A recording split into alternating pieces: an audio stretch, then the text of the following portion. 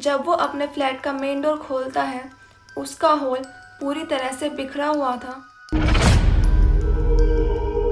Hello guys, welcome to my YouTube channel. मेरा नाम है प्रिया और मैं लेकर आई हूँ कोटा राजस्थान की हॉरर स्टोरी का पार्ट 4। पार्ट 3 में आपने देखा था कि नवीन अपने उस फ्लैट में फंस जाता है क्योंकि वो अपने मेन डोर से बाहर नहीं आ पा रहा था। अचानक उसके फ्लैट की लाइट चली जाती है और फिर उसे एक आवाज़ सुनाई देने लगती है। कोई उसके फ्लैट के हॉल में दौड़ रहा है। उस फ्लैट में बिल्कुल अंधेरा था और ऊपर से ऐसी आवाज़ आना, ये सुनकर नवीन काफ़ी डर चुका था।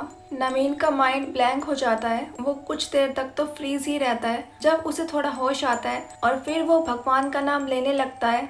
जैसे ही वो मन में हनुमान जी का नाम लेता है, उसकी बॉडी फ्री होती है। वो जोरों से हनुमान चालीसा बोलने लगता है। जैसे ही उसने हनुमान चालीसा स्टार्ट की, वहाँ पर जो दौड़ने की आवाज़ आ रही थी वो बंद हो चुकी थी। वो मेन डोर को खोलने का फिर से ट्राई करता है और इस बार मेन डोर खुल जाता है। वो उस फ्लैट से दौड़कर बाहर जाता है।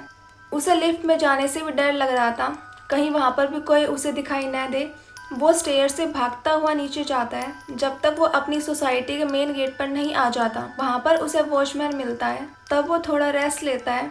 अब उसकी ना ही फ्लैट में जाने की हिम्मत थी और ना उस रोड पर जाने की हिम्मत बची थी। वो पूरी रात वही वॉचमैन के साथ बैठकर बिताता है। वो बिल्कुल भी नहीं सोता है। सुबह हो जाती है। नवीन अब बीच रास्ते में फंस चुका था। वो मन में सोचता है कि मैं तो नीट की पढ़ाई करने के लिए आया था और ये मेरे साथ क्या क्या हो रहा है। वो घर पर कॉल करने की भी सोचता है, लेकिन फिर वो सोचता है कि अगर मैंने घर पर कॉल कर दी तो सब मुझे घर पर बुला लेंगे, जिससे मेरी पढ़ाई भी रुक जाएगी और मैं इस आत्मा की जड़ तक भी नहीं जा पाऊंगा। इसलिए वो घर पर कॉल नहीं करता है। दिन का टाइम था, उसे डर कम लग रहा था। वो फिर से अपने फ्लैट पर जाता है। जब वो अपने फ्लैट का मेन डोर खोलता है, उसका हॉल पूरी तरह से बिखरा हुआ था। वो जल्दी से अपने रूम में जाता है और अपनी बाइक की चाबी लेकर नीचे आ जाता है और फिर से वो उसी रोड पर जाता है जहाँ पर सुमित की डेथ हुई थी। आज भी उसे कोई भी दिखाई नहीं दे रहा था और अचानक उसे दूर बैठा हुआ रोड के साइड में एक आदमी नजर आता है। वो सोचता है कि शायद मुझे इनसे कुछ हेल्प मिल जाए। वो उस आदमी के पास जाता है।